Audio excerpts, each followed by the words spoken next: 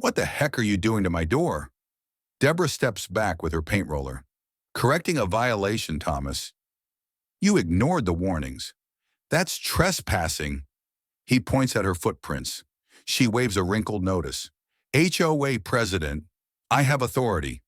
Thomas nods to the camera. Now you have evidence against yourself. Deborah's grip tightens. Your service doesn't exempt you. No, Thomas cuts in, but it taught me how to handle bullies. The paint can clatters as she retreats. The camera light blinks red.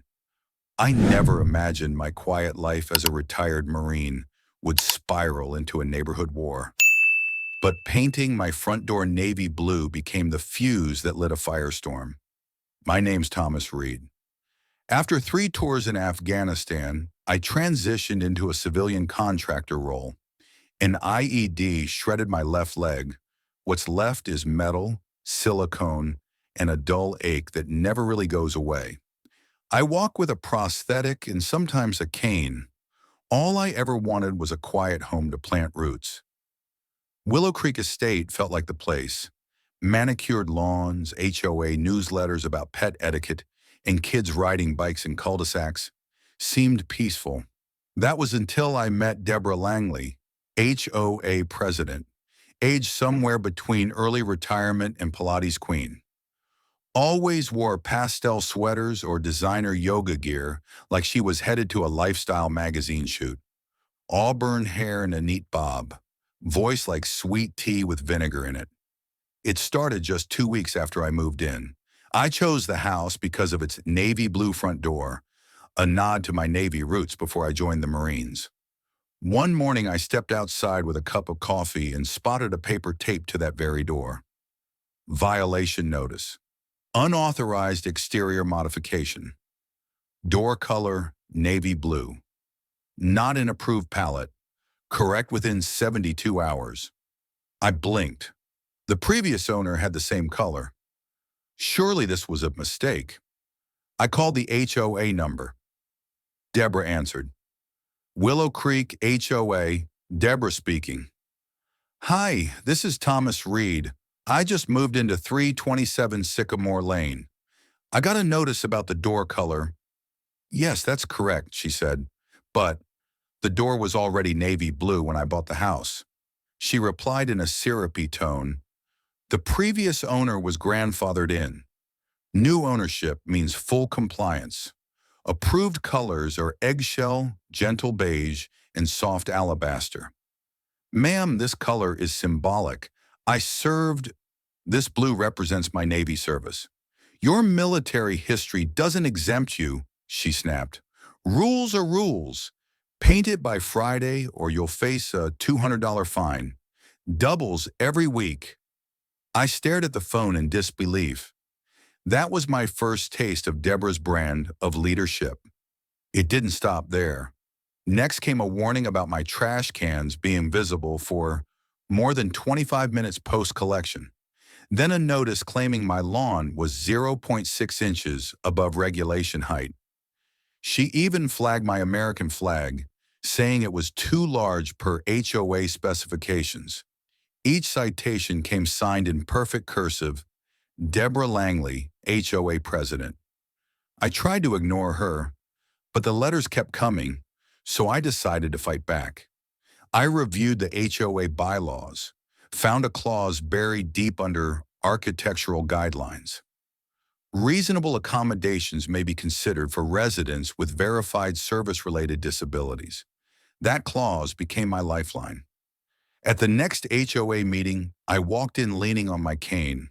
The room was packed, mostly retirees sipping lemon water and bored spouses scrolling their phones. 7 board members sat behind a folding table, with Deborah in the center, like a monarch in command. The board recognizes Thomas Reed, she said, eyes cool and detached. I took a breath. I served in Afghanistan. The navy blue door reflects my service. The bylaws mention accommodations. This is mine. One board member, a kind-looking woman named Rachel, gave a small nod. Another man in glasses shifted uncomfortably. But Deborah scoffed.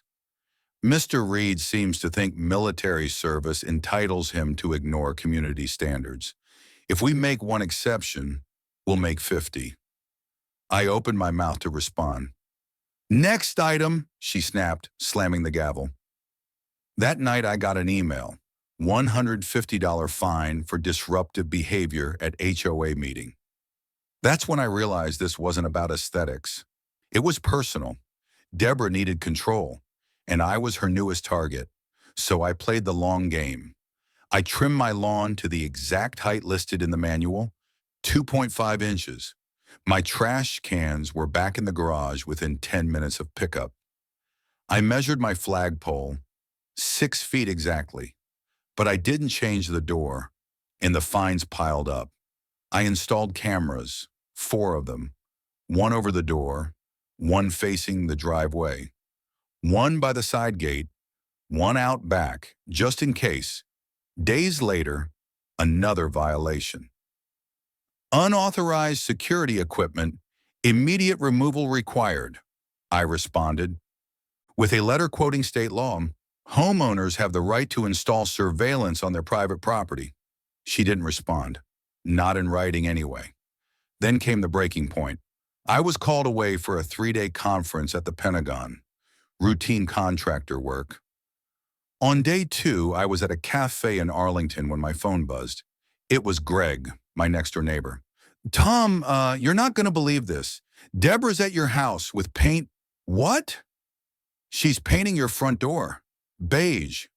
Greg, stop her. I'm calling the police. I opened the security app. There she was.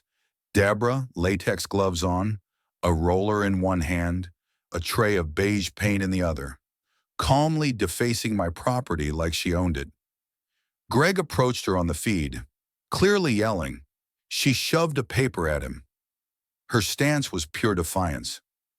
I called the local precinct and explained, I'm out of town, but I have live video footage of someone vandalizing my property. She's the HOA president. That night, over dinner with an old Air Force buddy, Colonel Darren Macklin, I mentioned what had happened.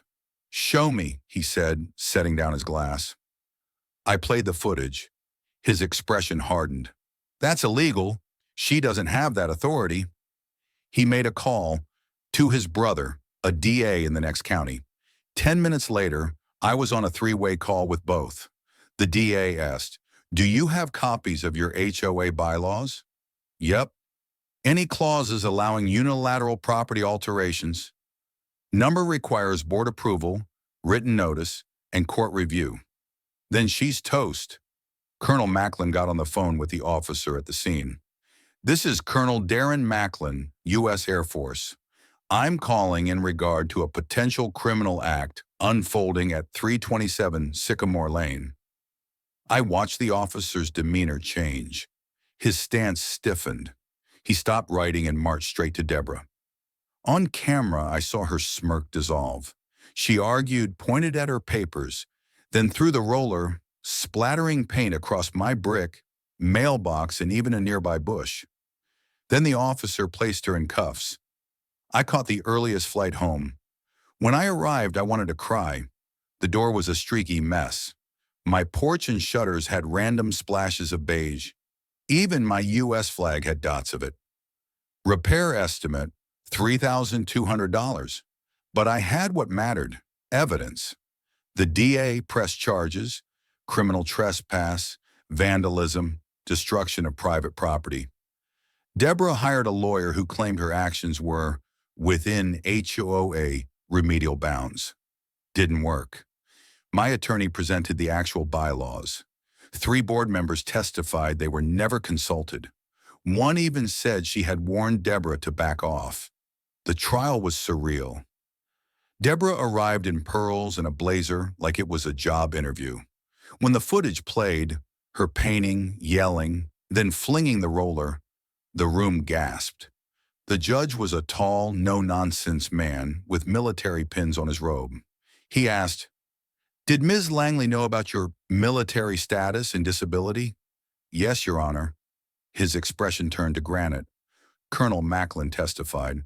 So did Greg. So did the officer.